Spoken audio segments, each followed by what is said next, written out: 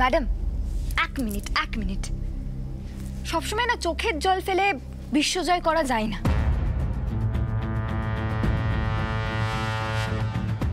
মিহির বাবু, আপনি কি বলবেন? এর উত্তরে আপনি কি বলবেন? আপনি কাকা বাবুকে কেন ঠকিয়েছিলেন? বিশ্বনাথ বাবু না, মিহির বাবু না, ও যাই হোক, শুনুন আপনাকে বলছি, সত্যি আপনার হাতের রান্নার কোনো জবাব নেই, জাদু আছে, আপনি অনেক ভেলকিও জানেন, কিন্তু পুলিশের ডান্ডা খেলে তো সব কথা উগড়ে দিতে হবে, তাই না? আমি সত্যি বলছি, আমি কিচ্ছু জানি না। তাই নাকি? বাহ, তাহলে পালাচ্ছিলেন কেন? মানে যখন আমরা আপনাকে ধরে ফেললাম যে আপনি রাজবাড়ির কুক ছিলেন। বলছি তো, আমি সত্যি কিচ্ছু জানি না। সব দোষ কিন্তু এবার আপনার হবে, এটা বুঝতে পারছেন তো? আপনি ঠকিয়েছেন সবাইকে, এটাই ধরা হবে। আমাকে দেখতে দিন। এই নিয়ে চলো ওকে করিডোরে।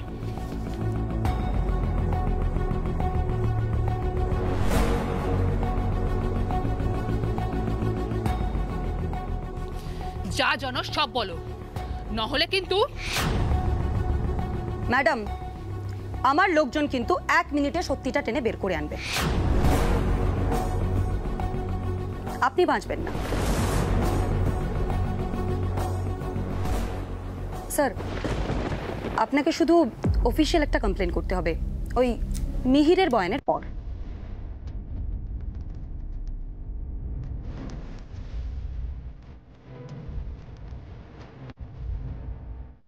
চলো এসো।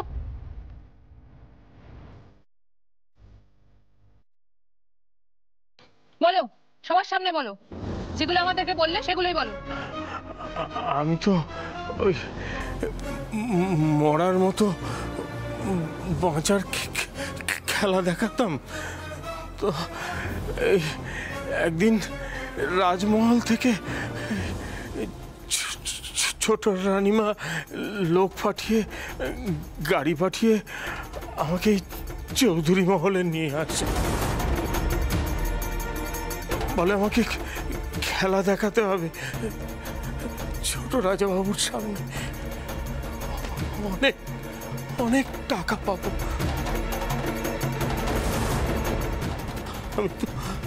আমি তো গরিব মানুষ, টাকার অভাবে আমি টাকার লোভে রাজি হয়ে গেলাম, খেলা দেখালাম, খেলা দেখিয়ে টাকা নিয়ে গা ঢাকা দিলাম। আমার বউ ছায়া নালিশ করলো, আমি চলে গিয়েছি। আমার নাম মিহির না, আমি সত্যি বিশ্বনাথ। আমি আবার বিশ্বনাথ হয়ে গেলাম, বিশ্বনাথ হয়ে পাহাড়পুরে ভাতের হোটেল খুললাম, আমাদের দলের মনোহর তাই করল। বিশ্বাস করুন ছোট্ট খেলাটার কথা আমি সত্যি ভুলে গিয়েছিলাম। কিন্তু আমরা যখন খাওয়ার অর্ডার দেওয়ার ভান করছিলাম তখন আপনি নিজেকে সামলাতে না পেরে বলেই ফেললেন যে আপনি রাজবাড়িতে কাজ করতেন, তাই তো? কাকা বাবু, এবার তো সবটা জলের মতন পরিষ্কার হয়ে গেল। ম্যাডাম যা কথা বলছিলেন ফোনে সেগুলো আপনি শুনে ফেলেন, তাই জন্য ম্যাডাম আপনাকে কোণঠাসা করতে চায়। ব্যাস, যথারীতি ম্যাডাম নিজের খেলা খেলে দেয়। স্যার, আপনি কি জিডি করবেন? দেখুন, অফিশিয়াল কোনো কমপ্লেন না করলে আমরা তদন্ত শুরু করতে পারবো না। না না, দরকার নেই। আমি চাই না আর যে আমাদের পরিবারের বদনাম হোক। আগে ডিএনএ টেস্টটা হোক। আমার মনে হয় ফুলকি যাকে বড় রাজাবাবু হিসেবে এখানে হাজির করেছে, আমারও বিশ্বাস যে সেই আমার দাদা। কারণ ছোটবেলায় আমার দাদার একটা বদ অভ্যেস ছিল, পা নাচানোর। এই পা নাচানোর বদভ্যেসটা আমি ওই শ্যামানন্দ বাবার মধ্যেও দেখেছি, কিন্তু কোনো বাস্তব প্রমাণ তো নেই। তাই আমি চাই যে আগে ডিএনএ টেস্টটা হোক। সামনেই আমাদের নৃসিংহদেবের পুজো। আমি চাই এবারের নৃসিংহদেবের পুজোয় আরতিটা দাদাই করুক। আমি আর চাই না আমাদের এই পরিবারের নোংরা কাদা কেচ্ছা কেলেঙ্কারি সবার সামনে আসুক। আমি চাই না। তাহলে তো আর কোনো কথাই রইলো না, আমরা তাহলে আসি। ও সম্পূর্ণা, মিহির ওরফে বিশ্বনাথের বয়ানটা নিয়ে ওকেও ছেড়ে দিতে হবে। তুমি একটা কাজ করো, ডিএনএ টেস্টের জন্য উদ্যোগটা নাও। আর ধানসিঁড়ি ম্যাডাম, আপনি প্লিজ কোর্টকে জানিয়ে দেবেন। আমরা তাহলে আসি, ওকে নিয়ে এসো। নিয়ে চলো।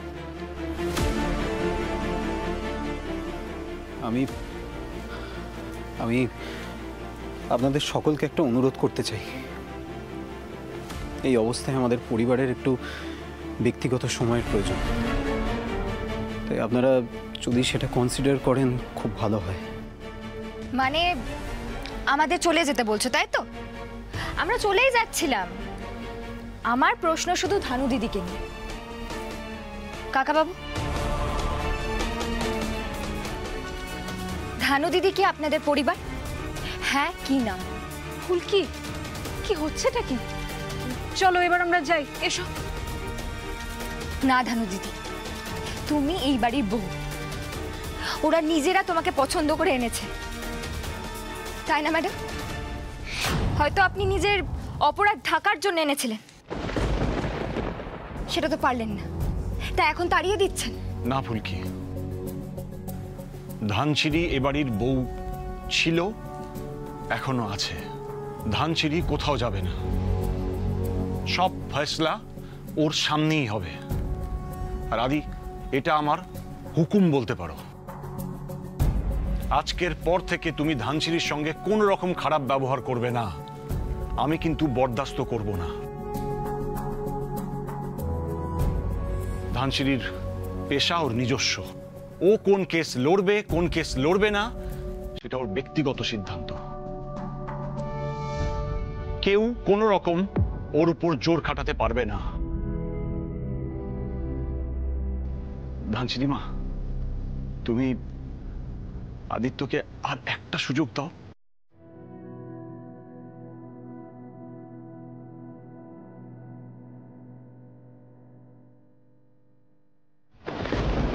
আদিত্য, সি আই আন্ডারস্ট্যান্ড তোমার মায়ের মন বোঝা, মায়ের সম্মানের খেয়াল রাখা তোমার দায়িত্ব, definitely. But at the same time তোমার স্ত্রীর সম্মানটা বজায় রাখাও কিন্তু তোমারই দায়িত্ব। তাই বলবো, ধানুর খেয়াল রাখো। কাকাবাবু বলছেন তাই ধানুকে এ বাড়িতে রেখে যাচ্ছি। আমাদের প্রাণ ধানু, ভীষণ ভীষণ প্রেশিয়াস।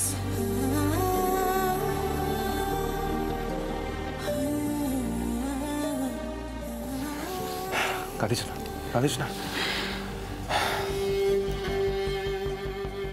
তাই বলবো, প্লিজ ওকে বুঝো। অ্যাজ আ হাজব্যান্ড নিজের ডিউটিটা ভুলো না। এই যে ভালো হয়ে থাকবে, নিজের খেয়াল রাখবে। আর যদি কোনো প্রবলেম হয় আমাদের একটা ফোন করে দেবে। এখন আসি, আগে ডিএনএ টেস্টটা হোক, তারপর হবে বাকি কথা। আসি। বাবা, আমি ওদেরকে একটু এগিয়ে দিয়ে আসি। হ্যাঁ হ্যাঁ, পিয়াল, কামাল।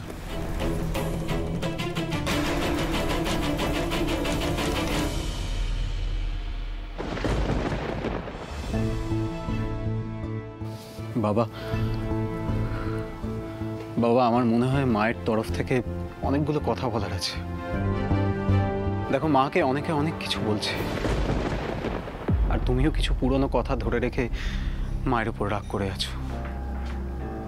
আমি জানি মা হয়তো যে কাজগুলো করেছে সেগুলো সব ঠিক নয়, আমি সেটা মানছি, কিন্তু মা যে বেঠিক কাজটা কেন করেছে সেটাও তো জানতে হবে বাবা। দেখো, তুমিও তো পারতে শাস্তির তোয়াক্কা না করে শিরদাঁড়াটা সোজা রেখে মাকে আটকাতে, কিন্তু তুমিও তো সেটা করনি। তাই দেখো, দোষ যেমন দুজনের আছে, তার পেছনে কারণও আছে। বাবা, বাবা, আমি তোমাকে অনুরোধ করছি বাবা, তুমি আর মা দয়া করে নিজেদের মধ্যে কথাবার্তা বলে বোঝাপড়া করে নাও প্লিজ। দেখো, বাইরের লোকেরা এসে অনবরত আমাদের মা বাবার ব্যাপারে এরকম ভাবে কথা বলে, বদনাম করে, সেটা কিন্তু আমার বা ভাই আমাদের দুজনেরই কারোর ভালো লাগে না বাবা। প্লিজ বাবা, তোমরা এটা ঠিক করে নাও। এই নরম মনের পরিচয়টাই তো আমি পেয়েছিলাম। এত কিছুর পরেও আমি তাই আর রাগ করে দূরে থাকতে পারলাম না। কিন্তু ঠিক করলাম তো আমি ফিরে এসে।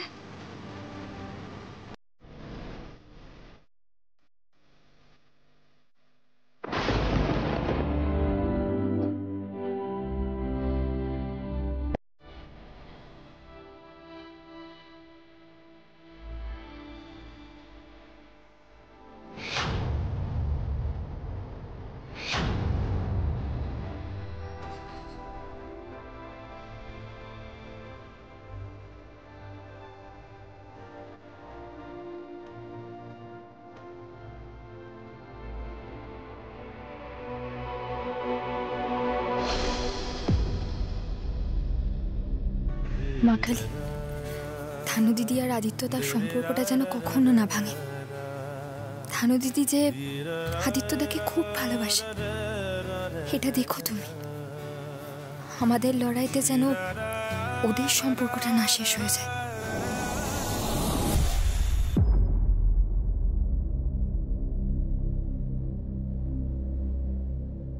কাকা বাবু, আপনি একা এখানে এসে বসে আছেন যে? বাকিরা কই? এক্ষুনি তো স্বাগতা দিদিরা চলে আসবে।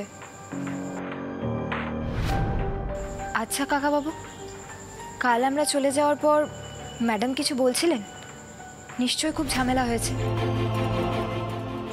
কিছু হয়েছে নাকি কাকাবাবু? আপনি কোনো কথা কেন বলছেন না? সব ঠিক আছে তো? দা ভাই, এসে গেছিস তোরা? কিছু হয়েছে নাকি? কোনো সমস্যা হয়েছে কাকাবাবুর? উনি কথা কেন বলছেন না? ও বাবা তো নৃসিংহ পুজোর আগে মৌনও থাকেন। ওই কি সব দিনক্ষণ আছে রাজবাড়ির, সেই সময় নাকি মৌনও থাকতে হয়। আমিও কালকেই শুনলাম। সকাল সকাল বাবা নৃসিংহদেবের মন্দিরে গিয়ে ব্রত নিয়ে এসেছে। বলছি শোন দা ভাই, ফোন এসেছিল, কোর্টের অফিসিয়ালরা আসছেন আর স্বাগতা ম্যাডামও আসবেন। সবার উপস্থিতিতে ব্লাড স্যাম্পল কালেক্ট করা হবে ডিএনএ টেস্টের জন্য। হ্যাঁ, স্বাগতা দিদি তো আমাকেও ফোন করেছিল।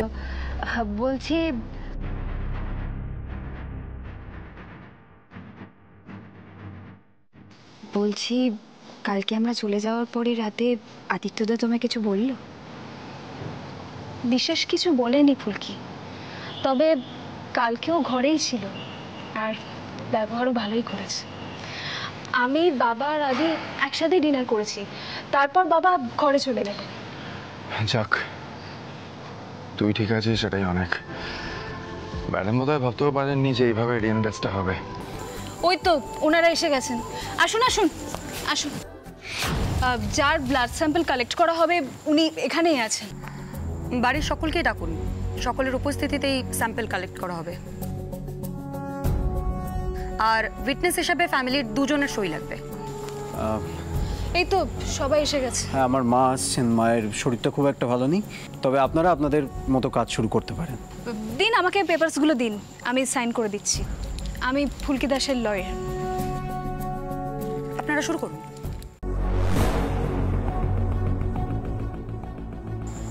স্যার, ভালো করে দেখুন কাকাবাবুকে, কেমন যেন পাথরের মতন হয়ে গিয়েছে।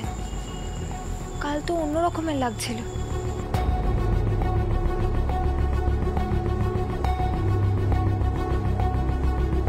কে জানে, মৌনব্রত নিয়েছে নাকি? স্যার, কাকাবাবুর চোখ মুখের ভাব একদম পাল্টে গিয়েছে। মৌনব্রত নিলে এরকম হয় নাকি? জানি না, আমার কোনো আইডিয়া নেই। তুমি নিয়ে দেখো না, ভালোই হবে। 2 মিনিট চুপ থাকবে অন্তত। অমনি না, আমি আর কিছু বলবোই না।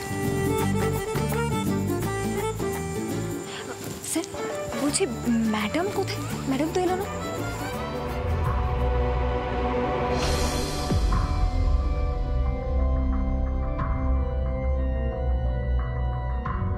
আমাকে যেভাবেই হোক এই ডিএনএ টেস্টের রিপোর্টটা পাল্টে দিতে হবে। আমিও জানি যে ছোট রাজাবাবুর রক্তের সঙ্গে ফুলকি যাকে এনেছে তার ডিএনএ ম্যাচ করবেই, কিন্তু এটা দুনিয়ার সামনে আসতে দেওয়া যাবে না।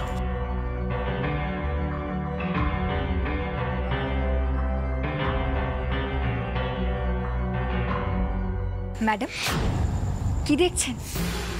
নিজের হার? মানে কম চেষ্টা তো করলেন না ডিএনএ টেস্টটা আটকানো, কিন্তু কিছুই তো করতে পারলেন না। এবার তো এটা প্রমাণ হয়ে যাবে যে শ্যামানন্দ বাবাই বড় রাজা বাবু। আপনি তো আর কিছু করতেও পারবেন না, তাই আর কি বলছিলাম। তুমি এখনো খুব ছোট ফুলকি, তাই ফল বেরোনোর আগেই নাচানাচি শুরু করে দাও। আমি আবারও বলছি, ছোট রাজাবাবুর রক্তের সঙ্গে শ্যামানন্দ বাবাজির রক্ত মিলবে না।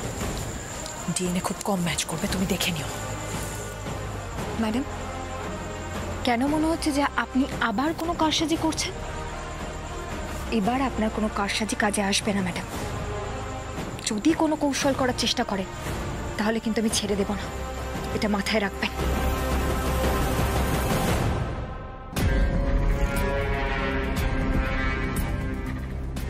এবার তো এটা প্রমাণ হয়ে যাবে যে শ্যামানন্দ বাবাই বড় রাজা বাবু।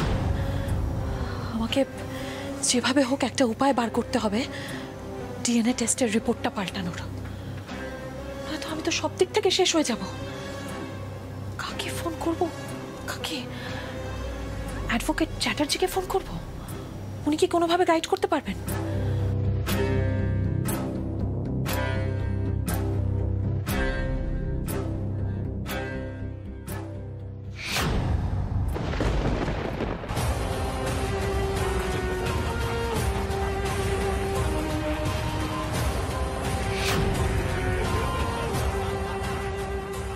কি তুমি আবার হুইল চেয়ারে যে? এটা কি আমায় নতুন করে কোনো প্যাচে ফেলার মতলব? ডিএনএ টেস্ট হয়েছে তো কি আমি বলছি রিপোর্ট ম্যাচ করবে না। সে তুমি যতই ওই শ্যামানন্দ বাবাজির মধ্যে তোমার দাদার পুরনো বদভ্যাস লক্ষ্য করে থাকো না কেন।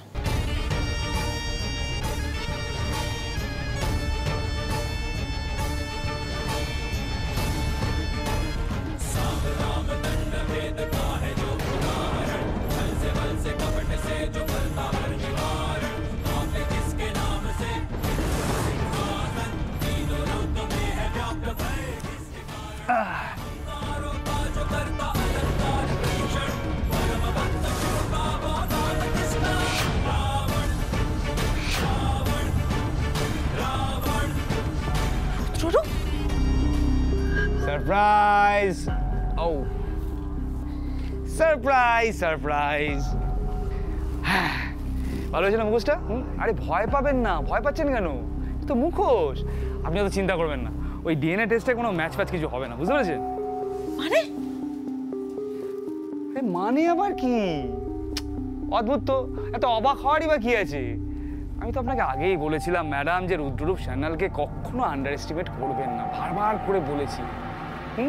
আপনি সে আন্ডার এস্টিমেট করছিলেন। আমি যখন আপনাকে কথা দিয়েছি যে আমি আপনাকে বাঁচাবো, তখন আমি আপনাকে বাঁচিয়েও ফেলেছি।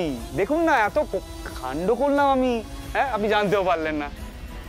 আরে এত টেনশন নেওয়ার মতো কিছু হয়নি। এই মুখোশটা আমি আগে থেকে বানিয়ে রেখেছিলাম, কারণ আমি জানতাম যেটা কাজে লাগবে, বুঝতে পেরেছেন? এবার তো আপনাকে মানতেই হবে যে আমার এলেম আছে, কি বলবো? না না, ওই কোর্টে ডিএনএ টেস্টের রেজাল্ট বেরোবে, আর ওই আপনাদের ওই সাধু বাবা সে রাজা প্রমাণিত হয়ে যাবে এই এস্টেটের। আর এই ফুলকি দাস এই পুরো এস্টেটের উত্তরাধিকারী হবে। হ্যাঁ, আমি বেঁচে থাকতে। তা কি কখনো হয়? হ্যাঁ, তা কি কখনো হয় বলুন তো? ছোট রাজাবাবু কোথায় রুদ্ররূপ? কি মনে হচ্ছে বলুন তো? কোথায় হতে পারেন? আরে উফ বাবা, বেঁচে আছেন, বেঁচে আছেন, সময় মতো আপনার কাছে ফিরে আসবেন। আপনি তো ভয় পাবেন না তো। কিন্তু ছোট রাজা বাবু উনি কিন্তু একটু ভয়েই থাকবেন, বুঝতে পেরেছেন? তাতে আপনার সুবিধেই হবে, বুঝতে পারলেন? আপনি তো চিন্তা করবেন না। এই যে ডিএনএ টেস্টের রেজাল্ট বেরিয়ে যাবে আর প্রমাণ হয়ে যাবে যে বড় রাজাবাবু আসলে ভুয়ো। ব্যাস, আপনাকে আর কে পায় রানীমা? আপনার তো কেল্লা ফতে, যা যা এতদিন চেয়েছেন সব একবার আপনার পায়ের সাপ। ও আমি যেগুলো চাইবো আপনার কাছে, মানে আমার ডিমান্ডগুলো, সেগুলো আমি আপনাকে পরেই বলে দেবো। চাপ নেবেন না, খুবই সামান্য জিনিস নেব। এইবারের চালটা তুমি দারুণ চেলেছো রুদ্ররূপ। আশা করি এইবার তুমি আর আমি মিলে ফুলকিকে উচিত শিক্ষা দিতে পারবো। একবার ডিএনএ টেস্টের রিপোর্টটা আসুক, একবার সবাই জানতে পারুক যে রিপোর্টটা ম্যাচ করেনি, তারপর ফুলকির এই বাড়িতে ঢোকা আমি বন্ধ করে দেবো। বড্ড বার বেড়েছে মেয়েটা। এবার কি করবে ফুলকি?